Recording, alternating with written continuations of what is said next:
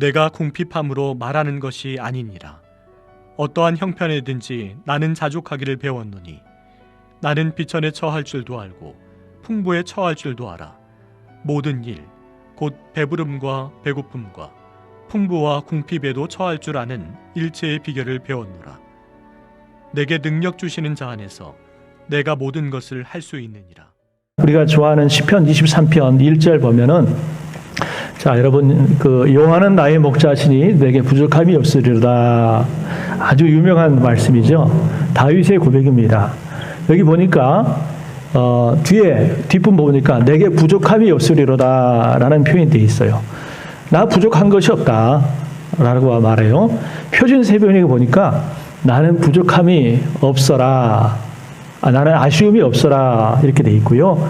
영어로 보니까 나는 원하는 게 없다, 더 이상 원하는 게 없다, 바라는 게 없다 라고 이렇게 해석이 되어 있어요. 여러분, 참 얼마나 대단합니까? 나는 더 이상 바라는 게 없다, 나는 더 이상 원하는 게 없다, 나는 이대로가 만족한다라는 거예요. 여러분, 이 고백이 다윗의 고백인데 오늘 여러분은 어떻습니까? 오늘 예배 드리고 이 말씀을 듣는 여러분들에게 한번 여쭈고 싶어요.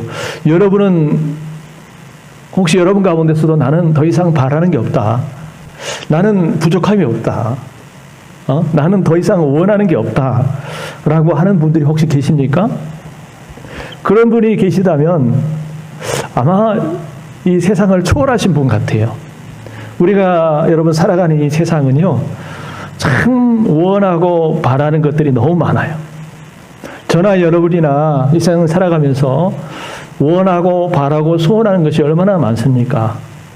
그래서 해년마다 새해가 되면은 사람들이 산으로 바다로 여기저기 가면서 여러분 자신의 소원을 빌잖아요. 자기의 원하는 바를 빌잖아요. 누구에게나 원하는 바, 소원하는 바, 바라는 바가 있어요. 그 말은 다르게 말하면 내 삶에 지금 만족하지 못하다는 거예요. 자족하지 못하다는 거예요. 매주 금요일, 토요일만 되면 그 로또 판매점 앞에 사람들이 정말 많습니다.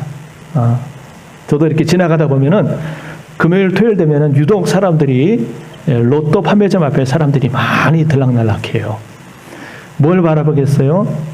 로또 당첨, 로또 맞아서 대박 나는 그런 간절한 소원이 있다는 거예요. 어쨌든 이 사람들은 누구나 이제 부족함이 있어요. 바라는 게 있어요. 근데 오늘 시편 23편에서 다윗이 뭐라고 그러냐면 나는 부족함이 없습니다. 난 더 이상 원하는 게 없습니다. 여러분, 어떻게 사람이 이렇게 고백할 수 있을까요? 그런데 다윗은 나는 부족함이 없다라고 고백을 하고 있어요. 여기서 중요한 것은 여러분 이 말의 순서입니다. 글의 순서예요. 우리는 대부분 이렇게 고백을 합니다. 나는 부족한 것이 없으니 여호와는 나의 목자십니다. 여러분, 이 순서가 중요해요. 나는 부족한 것이 없으니 여호와께서 나의 목자가 되십니다. 부족함이 없기 때문에, 형통하기 때문에, 뭔가 잘 됐기 때문에 여호와는 나의 목자가 되십니다. 이렇게 고백을 하고 또 감사를 합니다. 그러나 이건 순서가 잘못된 거예요. 내가 부족함이 없고 형통하니까 모든 것이 만사 잘 되니까 그때서야 비로소 여호와가 나의 목자가 되십니다. 이것이 아니라 내가 지금 정말 형편이 열악하고 부족한 것 투정이지만 그럼에도 불구하고 여호와께서 나의 목자가 되시니 나는 만족합니다 라고 하는 그런 고백입니다. 이 시편 23편은 여러분 다윗의 고백이잖아요. 이 여호와는 나의 목자시니 내게 부족함이 없다라는 말은 정말 다윗의 믿음의 고백입니다. 지금 상황이 힘들고 어렵고 사실은 부족함이 너무나 많은 상황이지만 그러나 여호와께서 나의 목자가 되시면 또 여호와께서 나의 목자가 되시기에 나는 부족함이 없습니다라고 하는 그런 믿음의 고백이 오늘 시편 23편의 고백입니다. 여러분, 실제적으로 다윗이 이 시편을 기록한 때가 언제냐면 이 시편의 배경이 언제냐면 왕궁에서 호의호식하면서 살고 있을 때, 막 평안하고 형통하고 뭐 하나 부족함이 없고 그럴 때 기록한 게 아니에요. 이 시편의 배경을 잘 아셔야 돼요. 정말 왕궁에서 호의호식하면서 문제도 없고 형통할 때 했던 고백이 아니라 사울 왕에게 쫓겨 광야에서 밤낮을 보내고 있을 때 바로 그때를 배경으로 지은 시거든요.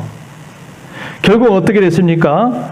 다윗이 믿음으로 고백한 대로 하나님께서 다윗의 목자가 되셔서 그의 삶을 보호해 주시고 인도해 주시고 모든 어려움에서 벗어나게 하여 주셨어요.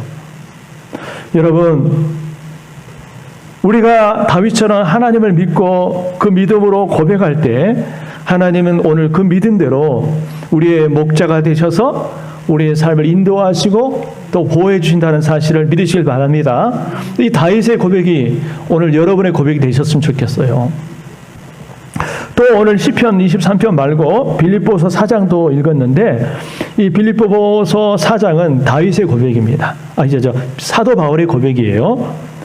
여러분, 이 사도 바울이 빌립보 교회에 보내는 편지에서 이렇게 고백하죠. 자, 우리 같이 한번 읽어봅시다. 빌립보서 4장 18절입니다. 시작. 내게는 모든 것이 있고 또 풍부한지라 에바브로디도 편에 너희가 준 것을 받음으로 내가 풍족하니.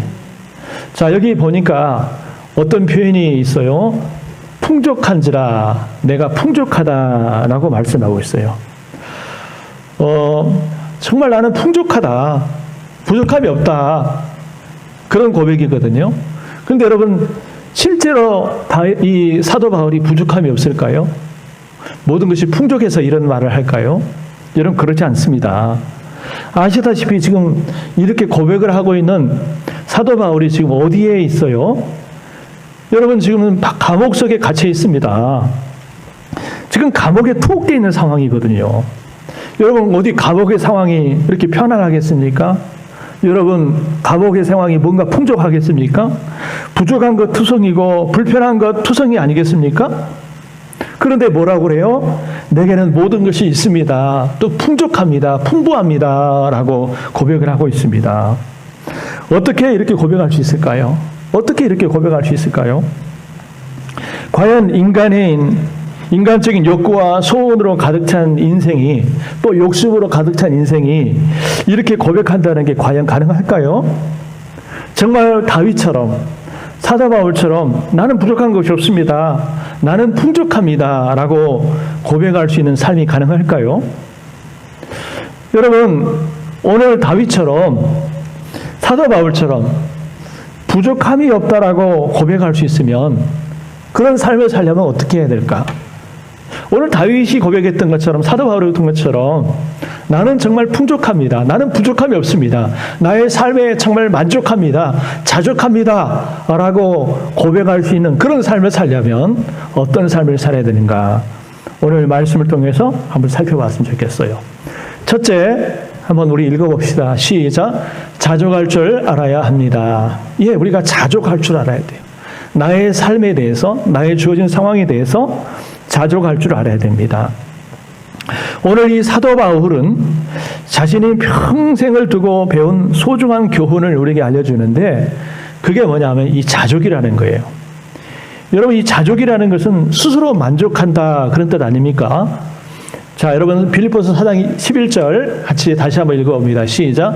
내가 궁핍함으로 말하는 것이 아니니라 어떠한 형편이든지 나는 자족하기를 배웠노니.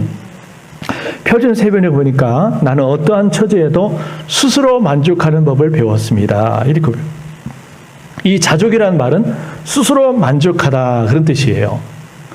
여러분, 사도 바울은 어떤 상황 속에서도, 어떤 형편 속에서도 나는 스스로 만족하는 법을 배웠다라고 고백을 하고 있어요. 여러분, 우리가 자족할 수 있으면 더 원하는 게 없기 때문에 만족할 수 있죠. 그죠? 내가 자족할 수 있으면 더 원하고 바라는 것이 없기 때문에 만족할 수 있어요. 그죠? 부족함이 없다라고 다윗처럼 고백할 수 있어요. 여러분, 우리가 언제 불평을 합니까? 만족하지 못하니까, 자족하지 못하니까 불평하지 않습니까? 예를 들어서 어떤 사람에 대해서도 마찬가지예요. 가족이라든지 또 부부간의 관계에서도 마찬가지입니다. 연애 시절, 결혼하기 전 연애하는 시절에는요, 그 사람 그 존재 자체만으로도, 그 사람이 내 곁에 있는 것만으로도 정말 행복하고 만족을 합니다. 그 사람이 뭔가 나에게 해줘서가 아니라, 나에게 줘서가 아니라 그 사람이 있는 자체로, 내 곁에 있는 자체로 만족하고 행복해하는 것이 바로 연애 시절이에요. 그러나 결혼을 하고 나니까 이제 세월이 흐르면서 어떤 마음이 생기냐면, 이 배우자를 향해서 내가 원하는 게 너무 많아지는 거예요. 연애 시절에는 원하는 게 없어요. 그냥 그 사람 내 곁에 있는 것만으로도 정말 행복하고 만족하고 자족했는데, 이제 결혼하면서 살아가다 보니까 자꾸 이제 상대방한테 원하고 바라는 게 많아지는 거예요. 그죠? 그러면서 내가 원하는 걸, 바라는 걸 채워주지 못하니까 만족함이 없고 행복을 느끼지 못하고, 그래서 여러분 그 상대방에 대해서, 배우자에 대해서 이제 막 불평불만을 하는 거죠. 여러분, 그래서 사실 이 배우자에 대한 기대 수준을 낮출수록 행복합니다. 내가 상대방에 대해서 기대 수준을 낮출수록 내가 더 자족할 수 있어요. 행복할 수 있어요. 바라는 게 많을수록, 요구하는 것이 많을수록 우리는 만족하지 못합니다. 우리 자녀들과 마찬가지예요. 우리 자녀들이 이제 갓 태어났을 때, 막 태어났을 때 갓난아이 얼마나 예쁩니까? 그죠? 우리 성도님 중에서도 우리 신생아가 있잖아요. 갓 태어난 아이들이 얼마나 정말 예쁩니까? 물론 그 아이를 키우려면 사실은 밤에 잠도 자지 못하고 4시간 넘고 참 힘들어요. 그러나 그럼에도 불구하고 그 아이가 빵긋 웃는 모습, 또 건강하게 무럭무럭 잘 자라는 그 모습을 보면은 참 여러분 기쁨이 있거든요. 피곤이 싹 가십니다. 그런데 이 자녀들이 점점 자라면서 부모들이 자녀들에게 바라는 게 갈수록 많아져요. 우리 자녀들에게 원하고 바라는 것이 갈수록 많아집니다. 기대하는 것들이 많아져요. 그러다 보니까 어떤 일이 벌어져요? 내가 원하고 기대하는 것이 자녀들이 다 내가 원하는 대로 해주고 또 바라는 대로 해주면 얼마나 좋겠습니까마는, 여러분 우리 자녀들이 그렇게 하지 못하잖아요. 그러니까 아이들은 아이들대로 피곤하고, 그 부모의 그 바람, 기대 수준에 맞추려다 보니까 힘들고 피곤하고, 또 그러지 못해주는 그 자녀들을 바라보면서 부모는 또 부모대로 피곤하고 힘들고 만족함이 없고 감사가 없고 막 때로는 짜증나기도 하고 화를 내기도 하고 성질을 내기도 하고 그러는 거예요. 여러분, 아이들의 문제가 아니라 사실은 그렇게 많은 기대와 많은 바람을 가지고 있는 부모의 문제가 아닐까요? 그래서 여러분 그 세상적인 그런 기대, 욕심을, 자녀들을 향한 그런 기대, 욕심을 좀 내려놓는 게 좋지 않겠는가, 그런 생각을 하게 됩니다. 여러분, 과연 자족이 뭘까요? 자족의 상태는 무엇을 말할까? 우리가 어떻게 하면 자족할 수 있을까요? 어떻게 하면 만족할 수 있을까요? 여러분 나름대로 아마 기대가 있을 거예요. 내가 지금 집이 정말 좁고 집이 오래됐는데 정말 32평짜리 아니면 뭐 40평, 50평짜리 새 아파트로, 새 집으로 가면은 나는 만족할 수 있을 것 같아. 나 직장이 지금 너무 힘든데 정말 좋은 직장으로 가면 나는 만족할 것 같아요. 연봉이 너무 작은데 연봉이 막 적어도 최소한 5천에서 5천만 원이 넘어가면 또 1억이 되면은 만족할 수 있을 것 같아. 자동차가 33,000cc 이상이 되고 내가 재산이 10억 이상, 뭐 20억 넘어가면은 나는 자족할 수 있을 것 같다. 만족할 수 있을 것 같다. 아마 혹시 이런 분들이 있지 않습니까? 어떤 사람은요, 아주 기본적인 그런 삶의 여건만으로도 만족하면서 감사하는 사람이 있는가 하면, 어떤 사람은 남들을 보기에 정말 호사를 누리며 살면서도 자족하지 못하고 만족하지 못하고 그렇게 막 불평하면서 사는 사람들이 있어요. 여러분 그걸 보면은 오늘 성경이 말하는 자족이라는 것은 물질적인 양과 관련된 문제만이 아니라 정신적이고 영적인 상태라는 것을 알 수 있습니다. 그리고 이 자족의 상태는 환경의 지배를 받는 상태가 아니라 내가 환경을 지배하는 상태를 의미합니다.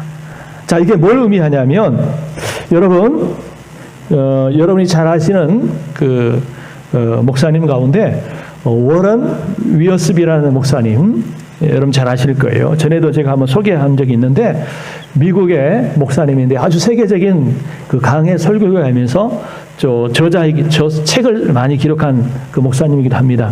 이분이 세상에는 두 종류의 사람이 있다 그랬어요. 온도계와 같은 사람이 있고요, 온도 조절계와 같은 사람이 있다라고 말했습니다. 여러분 온도계는 아시다시피 바깥 온도에 따라서 바뀌는 게 온도계 아닙니까? 날씨가 추우면 올라가고, 날씨가 더우면 올라가고, 추우면 내려가는 게 이게 온도계죠. 근데 온도 조절계는 뭐예요? 온도 조절기는 바깥 온도의 영향을 받지 않습니다. 바깥이 춥든지 덥든지 온도 조절기는 항상 그 온도계를 유지하도록 하는 겁니다. 그러므로 우리 크리스찬들은 어떤 사람이 되어야 되냐면 환경의 지배를 받는 사람이 아니라 환경이 어떻게 되든 그것을 지배할 수 있는 그런 온도 조절기와 같은 그런 사람이 되어야 한다는 거예요. 여러분, 우리가 환경에 따라서 우리의 믿음이 좌지우지 된다면 그 믿음은 온도계와 같은 믿음의 수준에 머무를 수밖에 없습니다. 그러나 어떤 환경에서도 우리가 그 믿음이 약해지지 아니하고 오히려 자족할 수 있다면, 자족함을 배울 수 있다면 우리는 온도 조절계와 같은 믿음의 사람이 될 수 있는 줄 믿습니다. 오늘 저와 여러분들이 이렇게 주변 환경에 좌우되는 그런 온도계와 같은 그런 신앙생활을 하지 아니하고 믿음으로 주변 환경을 이기고 견뎌내고 마침내는 환경을 바꾸어 나가는 그런 온도 조절계와 같은 그런 사람들이 될 수 있기를 주님의 이름으로 축원합니다. 그래서 환경에 지배되는 사람이 아니라, 상황에 지배되는 사람이 아니라 어떤 상황이나 환경을 지배할 수 있는 사람이 바로 온도 조절계와 같은 사람이에요.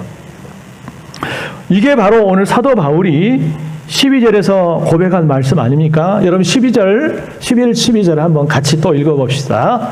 시작. 내가 궁핍함으로 말하는 것이 아니니라. 어떠한 형편이든지 나는 자족하기를 배웠노니 나는 비천에 처할 줄도 알고 풍부에 처할 줄도 알아. 모든 일 곧 배부름과 배고픔과 풍부와 궁핍에도 처할 줄 아는 일체의 비결을 배웠노라. 예. 자, 여기 보세요. 이 말씀 보면은 사도 바울이 여러 상황 가운데 처했다는 것을 알 수 있어요. 자, 비천에 처할 때도 있었고 풍부에 처할 때도 있었고 또 배부를 때도 있었고 배고플 때도 있었고 풍부에 있을 때도 있었고 궁핍에 있을 때도 있었어요. 그런데 어떤 상황에 있었든 간에 그 상황에 지배되지 않고 자신은 자족하기를 배웠다라는 거예요. 어떤 상황 속에서도 그 상황과 환경에 휘둘리지 않고 자기는 나는 자족하는 법을 배웠다라는 거예요.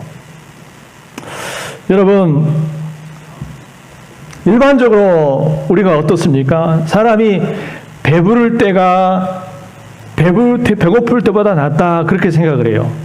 그러나 여러분, 우리가는 배부를 때 오히려 우리가 겪게 되는 위험이 만만치 않다라는 것을 알 수가 있어요. 사람이 힘들고 어렵고 배고플 때 오히려 겸손했고 또 영적으로 깨어 있었고 하나님을 간절히 의지했던 사람이 이제 막 배부르고 또 등 따스고 잘 되니까 여러분 오히려 교만해지고 도덕적으로 무너지고 또 영적으로 게을러지고 여러분 죄에 둔감해지고 여러분 그럴 때가 많지 않습니까? 대부분 사람들이 그래요. 그래서 사도 바울이 고백하는 겁니다. 나는 배고플 때나 배부를 때나 또 형통할 때나 형통하지 못할 때나 한 한결같이 흔들리지 않고 믿음의 사람답게 승리하는 비결을 배웠다. 이게 여러분 사도 바울의 고백이에요. 여러분, 이 바울의 고백이 오늘 저와 여러분들의 고백이 되기를 주님의 이름으로 축원합니다. 여러분, 어떤 상황의 환경에 지배되지 않는 사람, 그리고 무엇보다도 다른 사람과 비교하지 않는 사람, 다른 사람과 자꾸 비교하다 보면 여러분 자족함이 없어요. 만족함이 없어요. 비교하는 인생일수록 절대 행복하지 못합니다. 그러나 가진 것에 감사할 줄 아는 사람, 바로 그 사람이 자족하는 사람이고 행복한 사람이에요. 여러분, 어떠한 환경에 처했든지 자족하는 마음을 가지고 그 속에서도 주님을 바라보며 그 예수님 때문에, 주님 때문에 만족하고 주님 때문에 감사할 줄 아는 그런 자족할 수 있는 우리 모두가 되기를 주의 이름으로 축원합니다. 그래서 우리가 여러분 부족함이 없는 삶을 살려면 내 삶에 주어진 삶에 자족할 줄 알아야 돼요. 감사할 줄 알아야 돼요. 할렐루야. 그 다음에 두 번째, 부족함이 없는 딸하고 고백할 수 있으려면 나눔의 삶을 살아야 됩니다. 나눔의 삶을 살아야 돼요. 여러분, 아무리 사람이 많은 것을 소유했다 할지라도 탐욕의 노예가 돼가지고 나눌지 못하고 베풀지 못한다면 그 사람의 인생을 복된 사람이라고 말할 수가 없어요. 그러나 비록 적은 것을 소유했다 할지라도 여러분, 나눌 줄 아는다면, 나누는 사람을 산다면 여러분 그 사람이야말로 부족함이 없는 인생을 살게 될 줄 믿습니다. 오늘 이 편지의 수신자인 빌립보 교회는요, 작은 교회예요. 전통이 그렇게 오래된 전통이 아니고요. 또 성도들도 믿은 지 얼마 되지 않은 아직 신앙이 어린 성도들입니다. 그러나 빌립보 교회는 아직 어리고 연약하지만 사도 바울의 선교사에게 열심히 동참하기를 원했습니다. 그래서 물질적인 지원을 아끼지 않았던 그런 교회였어요. 감옥에 있는 사도 바울은 이런 빌립보 교회 성도들을 생각하면서 너무나 감사하고 기뻤습니다. 감격했습니다. 왜? 그들이 자신의 것을 들여서 하나님의 일에 헌신하고 하나님 일에 동참하고 또 나누는 삶을 살아가는 것을 보니까 참 마음이 기쁜 거예요. 여러분, 오늘 15절, 16절 한번 같이 읽어보도록 합시다. 시작. 빌립보 사람들아, 너희도 알거니와 복음의 시초에 내가 마게도냐를 떠날 때에 주고받는 내 일에 참여한 교회가 너희 외에 아무도 없었느니라. 데살로니가에 있을 때에도 너희가 한 번뿐 아니라 두 번이나 나의 쓸 것을 보내었도다. 예. 이 말은 빌립보 교회가 처음 시작될 때부터 바울의 선교 사역을 지원했고 또 바울이 어디를 가든지 지속적으로 물질적인 지원을 해왔다, 그 말입니다. 여기에 대해서 사도 바울은 또 뭐라고 평가하냐면 17절에 보니까 내가 선물을 구함이 아니요 오직 너희에게 유익하도록 풍성한 열매를 구함이라. 이러한 삶이 영적으로 유익하게 하는 일이다라는 거예요. 우리가 나누고 베풀고 섬기는 삶이 결국은 우리에게 유익이 된다는 거예요. 그리고 18절에 보니까 내게는 모든 것이 있고 또 풍부한지라 에바브레드도 편에 너희가 준 것을 받음으로 내가 풍족하니 이는 받으실 만한 향기로운 제물이요 하나님을 기쁘시게 하는 것이라 라고 말씀하고 있어요. 이렇게 나누고 베푸는 삶이야말로 하나님이 받으실 만한 제물이요 향기로운 제물이고 하나님을 기쁘시게 하는 것이다 라는 거예요. 우리가 움켜쥐지 않고 여러분 우리의 어떤 작은 소유 뭐가 됐든 간에 그것을 주를 위해서 드리고 또 여러분 사역자들을 돕고 어려운 사람들에게 나누는 삶이야말로 뭐예요? 하나님이 기쁘시게 하는 일이다. 하나님이 기뻐하신 일이라는 거예요. 그러면서 이런 나누는 삶을 사는 빌립보 성도들에게 이렇게 축복합니다. 같이 읽어봅니다. 시작. 나의 하나님이 그리스도 예수 안에서 영광 가운데 그 풍성한 대로 너희 모든 쓸 것을 채우시리라. 그렇게 나누고 베푸는 너희의 삶을 하나님 부족함이 없도록 하나님이 이렇게 채워주실 것이다. 채워주실 것이라고 하는 그런 말씀이에요. 맞습니다. 하나님은 움켜쥐는 삶이 아니라 이렇게 흘려보내는 사람, 나누고 베푸는 삶을, 그렇게 사는 사람을 꼭 기억하시고 계산하셔서 그들의 필요를 꼭 채워주신다는 사실을 여러분 꼭 기억하시길 바랍니다. 그런데 오늘 이 말씀이 바울의 말뿐만 아니라 성경이 가르쳐주고 있는 일관성 있는 하나님의 말씀입니다. 여러분 성경 여러 곳에 보면은 우리로 하여금 나누고 베푸는 삶을 살 것을 가르쳐주고 있어요. 자, 우리 몇 군데 찾아봅시다. 잠언서 19장 17절 같이 읽어봅시다. 시작. 가난한 자를 불쌍히 여기는 것은 여호와께 구워드리는 것이니 그의 선행을 그에게 갚아주시리라. 아멘. 가난한 자를 불쌍히 여기고 그를 도와주고 나누어주는 삶을 사는 것은 마치 하나님께 구워드리는 것과 같다는 거예요. 그러면 하나님이 빚지는 거겠죠? 그러면 하나님이 반드시 갚아주신다는 거예요. 그런 사람을 갚아주신다는 거예요. 가난한 사람에게 하는 것이 결국은 하나님께 하는 것과 같다라고 하는 그런 말씀입니다. 또 사도행전 20장에 보면 사도 바울이 이런 고백을 해요. 역시 같이 한번 한 목소리 읽어봅시다. 시작.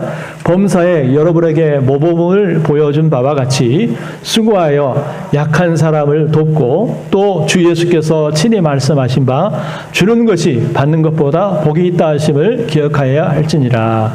우리 예수님이 하셨던 말씀을 인용하셔서 주는 것이 받는 것보다 복이 있다라고 말씀하고 있어요. 사람들은 받는 것이 더 복이 있다라고 말하죠. 일반적으로 그렇게 생각을 해요. 그러나 예수님은 받는 것보다 주는 것이 더 복되다라고 말씀하고 있어요. 여러분, 주고 나눠주는 삶은 어떤 면에서 복된 삶이냐면 바로 우리 예수님의 삶을 본받는 삶이기 때문인 줄 믿습니다. 여러분, 우리 예수님의 삶은 어떤 삶이었어요? 여러분, 평생 주고 나누고 베푸는 삶을 사셨잖아요. 여러분, 타락한 인간의 본성은 항상 자기중심적인 삶이에요. 자꾸 움켜쥐려고 그러고 받으려고 그러고 이것이 바로 타락한 인간의 삶의 본성이거든요. 그러나 우리 주님은 어떤 삶을 사셨어요? 여러분, 로마서 8장 32절 보니까 아주 감동이 되는 말씀 같이 한번 읽어봅시다. 시작. 자기 아들을 아끼지 아니하시고 우리 모든 사람을 위하여 내어주신 이가 어찌 그 아들과 함께 모든 것을 우리에게 주시지 아니하겠느냐. 우리 하나님은 우리를 사랑하셔서 천지 만물을 우리에게 주실 뿐만 아니라 하나뿐인 독생자 예수 그리스도 자신의 아들을 아끼지 아니하시고 우리를 위해서 내어주셨다는 거예요. 그러면서 그 아들을 아끼지 아니하시고 우리에게 주신 하나님이 그런 분이 그 어찌 그 아들과 함께 다른 모든 것을 우리에게 주시지 않겠느냐라는 것이죠. 여러분, 아들을 주신 분이 아들뿐만 아니라 뭘 주셨어요? 여러분, 구원을 주시고 영생을 주시고 여러분 천국을 주시고 뿐만 아니라 우리가 하나님의 자녀로서 아버지 되신 하나님께서 우리가 살아가는 데 필요한 여러분 먹을 것을 주시고 입을 것을 주시고 마실 것을 주시고 우리가 필요한 여러분 일용할 양식들을 우리에게 주신 줄 믿습니다. 여러분, 우리가 이런 고백을 이런 믿음을 가지고 여러분 살았으면 좋겠어요. 여러분, 성경은 일관적으로 그래서 주라라는 거예요. 주라. 누가복음 6장 38절 말씀 같이 또 한번 읽어봅시다. 시작. 주라 그리하면 너에게 줄 것이니 곧 후히 되어 누르고 흔들어 넘치도록 하여 너에게 안겨주리라. 너희가 헤아리는 그 헤아림으로 너희도 헤아림을 들어받을 것이요. 예, 주라는 거예요. 그러면 너에게 줄 것이다. 또 한 군데 더 읽어봅시다. 신명기 15장 10절입니다. 시작. 너는 반드시 그에게 줄 것이요. 줄 때는 아끼는 마음을 품지 말 것이니라. 이로 말미암아 내 하나님 여호와께서 내가 하는 모든 일과 내 손이 닿는 모든 일에 내게 복을 주시리라. 예, 여기도 보니까 네가 주면 줄 것이요. 줄 때는 아끼는 마음을 품지 말고 줘라. 그러면 하나님이 네가 하는 모든 일에 또 네 손에 복을 주신다는 거예요. 여러분, 하나님의 이 약속의 말씀을 믿으시길 바랍니다. 그래서 받는 것보다 여러분 주는 것이 복되다라는 거예요. 나누는 삶이 하나님 보시기에 아름답고 복된 삶이라는 거예요. 우리 사랑스러운 교회 성도님 가운데서도 어려운 가운데서도 항상 이렇게 나눌 줄 알고 베풀 줄 아는 그런 분들이 참 많아요. 저도 많이 받고 또 사는 것 같아서 참 감사를 드려요. 또 주변에 나눔과 섬김에 본이 되는 분들이 참 많아요. 이렇게 사역을 하다 보니까 그런 분들을 이제 많이 만났는데, 한 이번 주 한 며칠 전에, 목요일인가요? 그때 제가 아는 예전에 사역했던 이 권사님이 이제 전화가 왔어요. 사실 그 교회를 떠나온 지 10년도 훨씬 넘었습니다. 10년도 훨씬 넘었는데, 이분은 매년 2차례 이상씩 이렇게 그래도 꼬박꼬박 안부 전화, 명절 때라든지 특별할 때 이렇게 안부 전화를 주시는 분인데, 이번에 천안 아산 지역에 이렇게 코로나 확진자가 많아졌잖아요. 그것이 이제 뉴스에 나기도 하고 기사에 나기도 하니까 걱정이 돼서, 염려가 돼서 궁금해서 이렇게 전화를 주셔가지고 우리 교회는 별 문제 없냐고 이렇게 안부를 여쭤보더라고요. 그리고 제가 청년 시절에 지도했던 그 아들이 몇 년 전에 이제 결혼을 했는데 2번 정도 한 유산을 하고 일주일 전에 아들을 출산했어요. 그래서 감사하다고 이렇게 또 이렇게 전화를 하면서 이런저런 얘기를 나누는 중에 제가 그냥 무심코 어깨가 좀 아프다. 그래서 치료받고 있다 했더니 그분이, 여러분 오해하지 말고 들으세요. 그냥 하는 얘기가 이번 주에 제가 재난지원금을 제 남편 거라고 받으면 제가 보내줄 테니까 꼭 어깨 치료, MRI 촬영하시고 치료 받으세요 라고 얘기를 하는 거예요. 그래서 제가 깜짝 놀라서 아유, 말씀만으로 됐다고, 저 그렇게 하지 마시라고 그렇게 했는데 꼭 제가 보내겠습니다 라고 얘기를 하더라고요. 근데 사실 이번만이 아닙니다. 여러 차례 이제 그런 일들이 있고요. 또 그런가 하면은 저희 장모님이 의정부의 모 교회를 섬기시는데, 이 교회가 한 1년 반 정도부터 좀 교회에 어려움이 있어서 담임 목사님이 안 계셔요. 공석입니다. 사실 상당히 어려운 교회거든요. 근데 지금 한 3년 이상 정도 저희 교회에 선교비를 보내고 있어요. 지금 예배 딱 시작했는데 그 입금 문자가 이렇게 찍혔더라고요. 지금 보니까 어려운 가운데서도 우리 더 작고 어려운 교회를 위해서 지속적으로 이렇게 선교 헌금을 해주시고 계신 분이 계시고, 또 우리 교회 집사님 따님 가운데서도 또 이렇게 일정에게 선교비를 저희 교회에 보내주시고 지금 그런 분들이 있는데, 참 이런 분들을 보면서 저 개인적으로나 우리 교회적으로 하나님의 채우심, 하나님의 공급하심을 많이 경험하면서 참 감사함을 갖습니다. 여러분 그렇습니다. 우리 주변에 보면은요, 정말 이런 주님의 마음을 가지고 주님 말씀에 순종해서 이렇게 나누고 또 베풀고 섬기는 그런 사람들이 참 많아요. 여러분, 우리 교회가 이제는 정말 우리 지역을 위해서 또 다른 이웃을 향해서 우리보다 더 어려운 교회를 위해서 정말 나누고 베풀 수 있는 그런 교회가 될 수 있도록 여러분 기도해 주시길 바랍니다. 더 나아가서 우리 교회 성도님들이 어려운 가운데서도 이렇게 나누고 베푸는 삶을 살았으면 좋겠어요. 여러분 자꾸 주세요가 아니라 여러분 우리가 나누고 주고 베푸는 삶을 살았을 때 오히려 하나님께서 그런 사람의 삶을 풍족하게 채워주시고 공급해 주신다는 사실을 여러분 꼭 기억하시기를 주의 이름으로 축원합니다. 자, 이것이 바로 신비입니다. 영적인 신비고 비밀이에요. 그 다음에 세 번째, 우리가 늘 부족함이 없다라고 고백하는 삶을 살려면, 자, 한번 우리 읽어봐요. 시작. 항상 하나님을 목자로 삼아야 합니다. 여러분 아까 1절 읽었지만 여호와는 나의 목자시니 내게 부족함이 없으리로다, 다윗이 이렇게 고백했잖아요. 그런데 여러분 여기서 제일 중요한 게 뭘까요? 내게 부족함이 없으리로다, 이것도 중요하지만 이러한 고백이 있으려면 전제 조건이 있어요. 그 전제 조건이 뭡니까? 앞에 있는 말씀이죠. 노란 글씨로. 여호와는 나의 목자가 되시니 여호와를 나의 목자로 모셔야만 그 다음에 내게 부족함이 없으리라는 그런 고백을 할 수 있다는 거예요. 여호와는 나의 목자시니 이 전제 조건이 없다면 그 다음에 있는 내게 부족함이 없다라는 고백을 할 수가 없는 거예요. 여러분, 우리는 오늘 다윗이 고백했던 것처럼 우리는 목자와 양의 관계에 있어서 양이에요.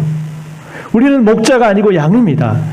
양에게 가져야 될 가장 큰 욕망은 물론 그 배고픔의 욕구를 해결해 주는 그런 욕망, 또 어떤 보호에 대한 욕구, 안전에 대한 욕구, 이런 것도 필요하지만 양이 무엇보다도 더 집중해야 될 중요한 한 가지 욕구가 있어요. 그게 뭐냐면 목자를 사랑하고 목자를 믿고 목자를 끝까지 따라가는 겁니다.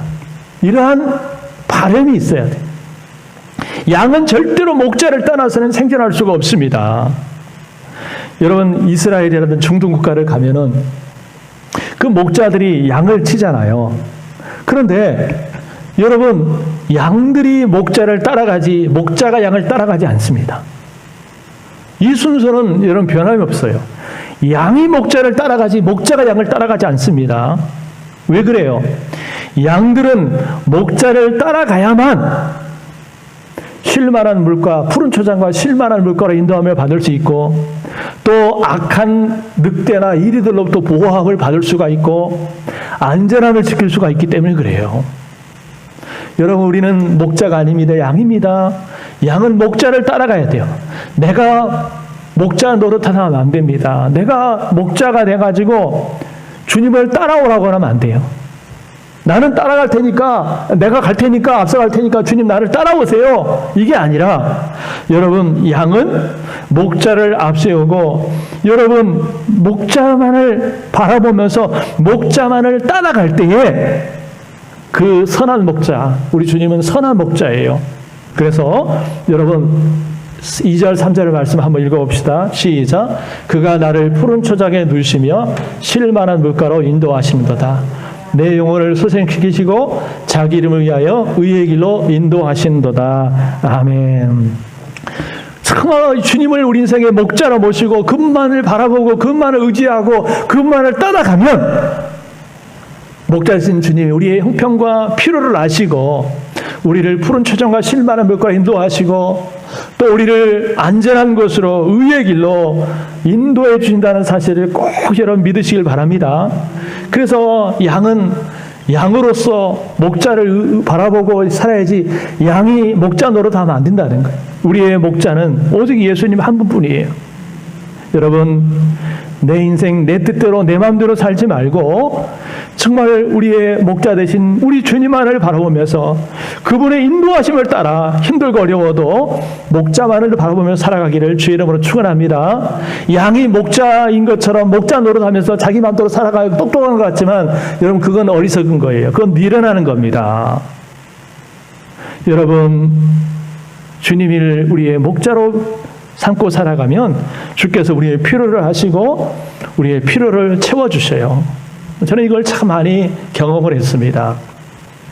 어느 교회에서 매주 주보를 인쇄소에 맡겨 인쇄를 하는데 그 주일 목사님 설교 말씀, 설교 제목이 빠졌더랍니다. 그래서 이 인쇄소 주인이 목사님한테 전화를 걸어가지고 목사님, 주보를 인쇄하려고 그러는데 이 설교 제목이 빠졌네요. 설교 제목이 뭡니까? 이렇게 물어봤더니 목사님이 이번 주 설교 제목은 요한은 나의 목자시니 이렇게 얘기하는 거예요. 그걸 이제 인쇄소 사장이 받아 적는 거예요. 요한은 나의 목자시니. 근데 끝맺음이 좀 그렇잖아요. 그래서 그 다음이 뭡니까?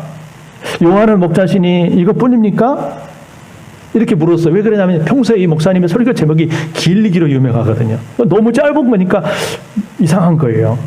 그래서 물어본 거예요. 그럼 목사님이 대답합니다. 그거면 됐지 뭐가 더 필요해? 그러고 이제 전화를 끊었어요. 그리고 이제 그번 주 주일날에 그 주보회가 나왔어요.